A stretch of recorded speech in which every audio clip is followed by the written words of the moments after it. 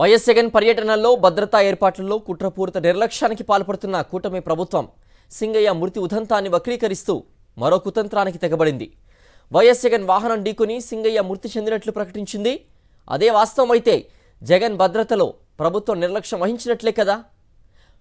Pilot వాహనాలు, రో party పోలీసులు లేరని ప్రభుత్వం ఒప్పుకున్నట్లే కదా. సింగయ్య మృతి ఉదంతంలో ఏవన్ చంద్రబాబు ప్రభుత్వమే అవుతుంది కదా అని ప్రశ్నలు వినిపిస్తున్నాయి.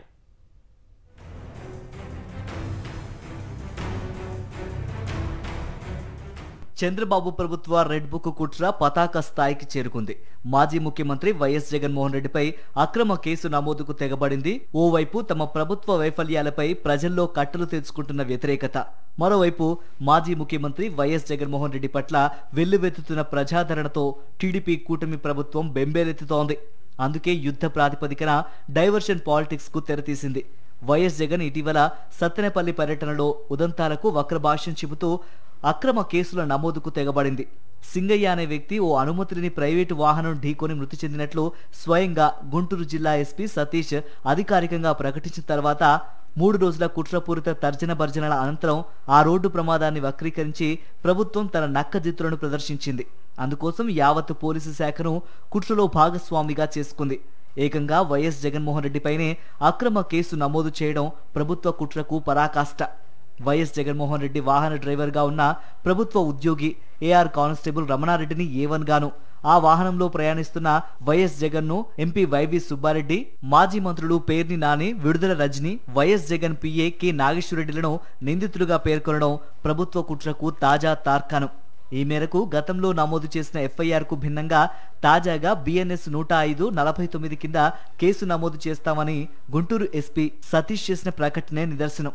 మనకి ఒక వీడియో దొరికింది. దాంట్లో ఏంటంటే ఎవరు చనిపోయారో సింగయ్య, మన XCM గారు వెహికల్, ఫార్చునర్ వెహికల్ వీల్ కిందకి వాళ్ళు పడిపోవడం, దాని వెహికల్ టైర్ ఎక్కుతున్నట్టు ఒక వీడియో మనకి ఎవిడెన్స్గా దొరికింది.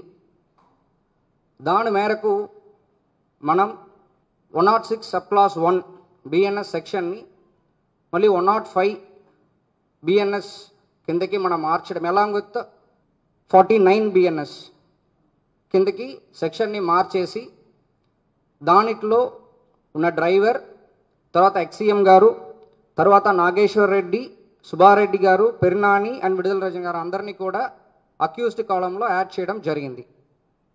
సో ఇది మన ఫర్దర్ ఇన్వెస్టిగేషన్లో ఇంకా ఇన్డెప్త్ ఇన్వెస్టిగేషన్ చేస్తూ కేసుని యాజ్ పర్ లా ఫైనలైజ్ చేస్తాం.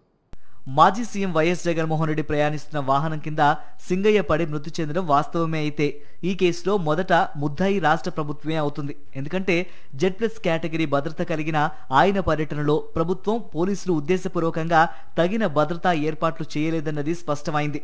వైఎస్ జగన్ సత్తెనపల్లి పర్యటనలో అడుగడుగునా భద్రతా వైఫల్యం బయటపడింది. వైఎస్ జగన్ తన సత్తెనపల్లి పర్యటన గురించి పోలీసులకు ముందుగానే సమాచారం అందించారు. రూట్ మ్యాప్తో పాటు ఇతర వివరాలు అందించారు. ఆ మేరకు పటిష్ట భద్రత కల్పించాల్సిన బాధ్యత పోలీసులదే. Z+ భద్రత ప్రకారం వైఎస్ జగన్ వాహనం ముందు ఎస్కాట్ల వాహనాలు ఉండాలి. ఆయన వాహనానికి ఇరువైపులా రోపు పార్టీ పోలీసులు విధులు నిర్వహించాలి. రోపు పార్టీ భద్రత వలయాన్ని దాటుకుని ఎవరు వాహనం సమీపానికి రాకుండా కట్టడి చేయాలి. కానీ వైఎస్ జగన్ సత్తెనపల్లి పర్యటనలో పోలీసులు ఈ భద్రతా ప్రమాణాలు ఏవీ పాటించనే లేదు. ఆయన వాహనానికి ముందున సమీపంలో ఎస్కాట్ వాహనం లేదు. ఇరువైపులా రోపు పార్టీ పోలీసులు లేనేలేరు.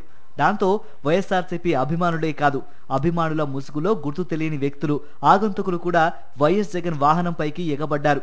ఓ యువకుడు ఏకంగా వాహనం బ్యానెట్ పైకి ఎక్కి మరీ హల్చల్ చేశాడు. మరి Z+ భద్రత ఉన్న మాజీ ముఖ్యమంత్రి వాహనం బ్యానెట్ పైకి ఓ యువకుడు ఎక్కినా కూడా పోలీసులు పట్టించుకోకపోవడం విస్మయం కలిగించింది.